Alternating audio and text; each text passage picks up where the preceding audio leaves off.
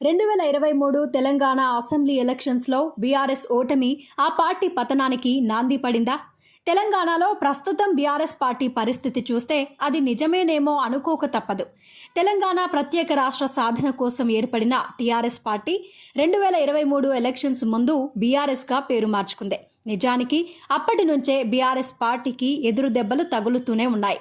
కొందరు కీలక నేతలు బీఆర్ఎస్ పార్టీపై, కేసీఆర్పై తీవ్ర విమర్శలు చేస్తూ ఎలక్షన్స్ ముందు పార్టీని వీడటం, ఆ తరువాత జరిగిన ఎలక్షన్స్లో పార్టీ ఓటమి పాలవటం, అప్పటి వరకు లిక్కర్ కేసులో మందకోడిగా సాగిన విచారణలో సీబీఐ వేగం పెంచడం, సీబీఐ విచారణకు ఎన్నిసార్లు పిలిచినా సుప్రీంకోర్టులో మహిళలను సపరేటుగా విచారించాలనే కేసు పెండింగ్లో ఉందని విచారణకు వెళ్లకుండా కాలయాపన చేసిన కవితను ఈడీ అరెస్టు చేయడం, 9 రోజుల విచారణ తరువాత కవితను తీహార్ జైలుకి పంపడం వంటి పరిణామాలు చకచకా జరిగిపోయాయి. దీంతో కేసీఆర్ కుటుంబం, బీఆర్ఎస్ పార్టీ చిక్కుల్లో పడ్డాయి. ఇక కాళేశ్వరం ప్రాజెక్టులో 1,00,000 కోట్ల అవినీతి జరిగిందంటూ కేసీఆర్ని, బీఆర్ఎస్ పార్టీని విమర్శించి సక్సెస్ అయిన కాంగ్రెస్ ప్రభుత్వం మాటలతో మరింత ఇరకాటంలో పడింది బీఆర్ఎస్ పార్టీ. ఇక కాంగ్రెస్ ప్రభుత్వం ఏర్పాటు తర్వాత బయటకొచ్చిన ఫోన్ ట్యాపింగ్ వ్యవహారం బీఆర్ఎస్ పార్టీని ఊపిరి పీల్చుకోకుండా చేస్తున్నాయి. ఫోన్ ట్యాపింగ్ వ్యవహారంలో కేసీఆర్ కుటుంబమే సూత్రధారులంటూ ప్రతిపక్షాల విమర్శలతో మరో ఇరకాటంలో పడింది బీఆర్ఎస్ పార్టీ. వీటన్నిటి పరిణామాలతో ఉక్కిరిబిక్కిరవుతున్న బీఆర్ఎస్ పార్టీ నుంచి కీలక నేతలు ఒక్కొక్కరుగా పార్టీని వీడుతుండడం పార్టీని పాతాళంలో కూరుకుపోయేలా చేస్తుంది.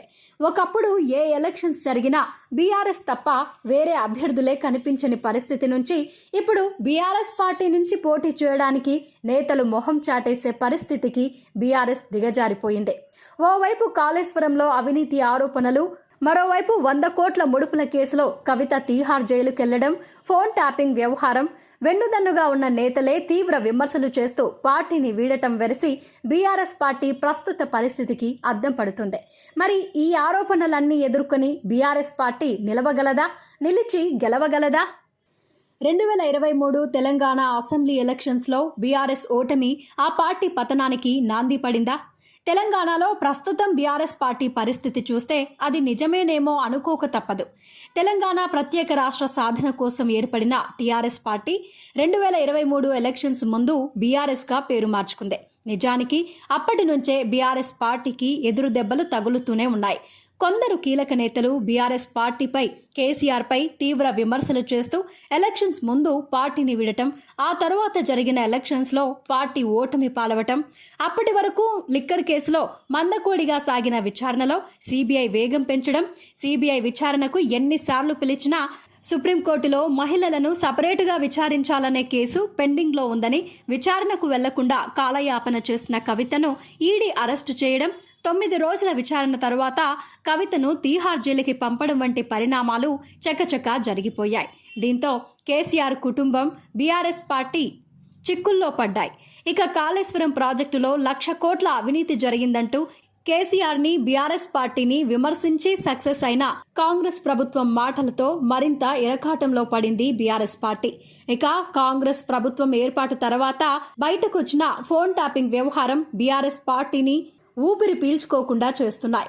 ఫోన్ ట్యాపింగ్ వ్యవహారంలో కేసీఆర్ కుటుంబమే సూత్రధారులంటూ ప్రతిపక్షాల విమర్శలతో మరో ఇరకాటంలో పడింది బీఆర్ఎస్ పార్టీ.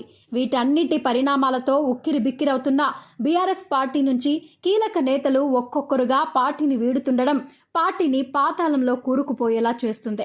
ఒకప్పుడు ఏ ఎలక్షన్స్ జరిగినా బీఆర్ఎస్ తప్ప వేరే అభ్యర్థులే కనిపించని పరిస్థితి నుంచి ఇప్పుడు బీఆర్ఎస్ పార్టీ నుంచి పోటీ చేయడానికి నేతలు మొహం చాటేసే పరిస్థితికి బీఆర్ఎస్ దిగజారిపోయింది. ఓవైపు కాళేశ్వరంలో అవినీతి ఆరోపణలు, మరోవైపు 100 కోట్ల ముడుపుల కేసులో కవిత తీహార్ జైలుకెళ్లడం, ఫోన్ ట్యాపింగ్ వ్యవహారం, వెన్నుదన్నుగా ఉన్న నేతలే తీవ్ర విమర్శలు చేస్తూ పార్టీని వీడటం వెరసి బీఆర్ఎస్ పార్టీ ప్రస్తుత పరిస్థితికి అద్దం పడుతుంది. మరి ఈ ఆరోపణలన్నీ ఎదుర్కొని బీఆర్ఎస్ పార్టీ నిలవగలదా? నిలిచి గెలవగలదా? 2023 తెలంగాణ అసెంబ్లీ ఎలక్షన్స్లో బీఆర్ఎస్ ఓటమి ఆ పార్టీ పతనానికి నాంది పడిందా? తెలంగాణలో ప్రస్తుతం బీఆర్ఎస్ పార్టీ పరిస్థితి చూస్తే అది నిజమేనేమో అనుకోక తప్పదు. తెలంగాణ ప్రత్యేక రాష్ట్ర సాధన కోసం ఏర్పడిన టీఆర్ఎస్ పార్టీ 2023 ఎలక్షన్స్ ముందు బీఆర్ఎస్గా పేరు మార్చుకుంది.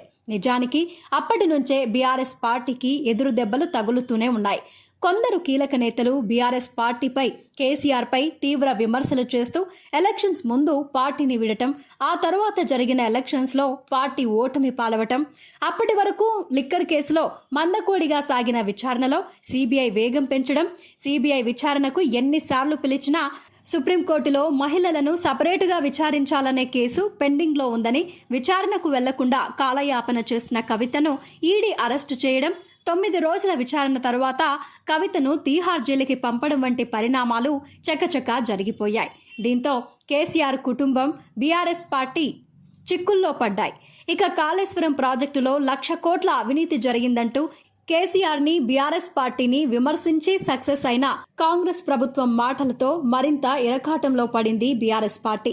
ఇక కాంగ్రెస్ ప్రభుత్వం ఏర్పాటు తర్వాత బయటకొచ్చిన ఫోన్ ట్యాపింగ్ వ్యవహారం బీఆర్ఎస్ పార్టీని ఊపిరి పీల్చుకోకుండా చేస్తున్నాయి. ఫోన్ ట్యాపింగ్ వ్యవహారంలో కేసీఆర్ కుటుంబమే సూత్రధారులంటూ ప్రతిపక్షాల విమర్శలతో మరో ఇరకాటంలో పడింది బీఆర్ఎస్ పార్టీ. వీటన్నిటి పరిణామాలతో ఉక్కిరిబిక్కిరవుతున్న బీఆర్ఎస్ పార్టీ నుంచి కీలక నేతలు ఒక్కొక్కరుగా పార్టీని వీడుతుండడం పార్టీని పాతాళంలో కూరుకుపోయేలా చేస్తుంది. ఒకప్పుడు ఏ ఎలక్షన్స్ జరిగినా బీఆర్ఎస్ తప్ప వేరే అభ్యర్థులే కనిపించని పరిస్థితి నుంచి ఇప్పుడు బీఆర్ఎస్ పార్టీ నుంచి పోటీ చేయడానికి నేతలు మొహం చాటేసే పరిస్థితికి బీఆర్ఎస్ దిగజారిపోయింది. ఓవైపు కాళేశ్వరంలో అవినీతి ఆరోపణలు, మరోవైపు 100 కోట్ల ముడుపుల కేసులో కవిత తీహార్ జైలుకెళ్లడం, ఫోన్ ట్యాపింగ్ వ్యవహారం, వెన్నుదన్నుగా ఉన్న నేతలే తీవ్ర విమర్శలు చేస్తూ పార్టీని వీడటం వెరసి బీఆర్ఎస్ పార్టీ ప్రస్తుత పరిస్థితికి అద్దం పడుతుంది. మరి ఈ ఆరోపణలన్నీ ఎదుర్కొని బీఆర్ఎస్ పార్టీ నిలవగలదా, నిలిచి గెలవగలదా? 2023 తెలంగాణ అసెంబ్లీ ఎలక్షన్స్లో బీఆర్ఎస్ ఓటమి ఆ పార్టీ పతనానికి నాంది పడిందా?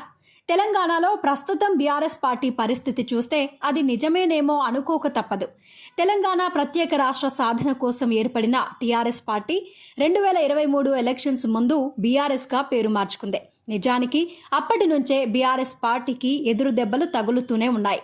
కొందరు కీలక నేతలు బీఆర్ఎస్ పార్టీపై, కేసీఆర్పై తీవ్ర విమర్శలు చేస్తూ ఎలక్షన్స్ ముందు పార్టీని విడటం, ఆ తరువాత జరిగిన ఎలక్షన్స్లో పార్టీ ఓటమి పాలవటం, అప్పటి వరకు లిక్కర్ కేసులో మందకోడిగా సాగిన విచారణలో సీబీఐ వేగం పెంచడం, సీబీఐ విచారణకు ఎన్నిసార్లు పిలిచినా సుప్రీంకోర్టులో మహిళలను సపరేటుగా విచారించాలనే కేసు పెండింగ్లో ఉందని విచారణకు వెళ్లకుండా కాలయాపన చేసిన కవితను ఈడీ అరెస్టు చేయడం, 9 రోజుల విచారణ తరువాత కవితను తీహార్ జైలుకి పంపడం వంటి పరిణామాలు చకచకా జరిగిపోయాయి.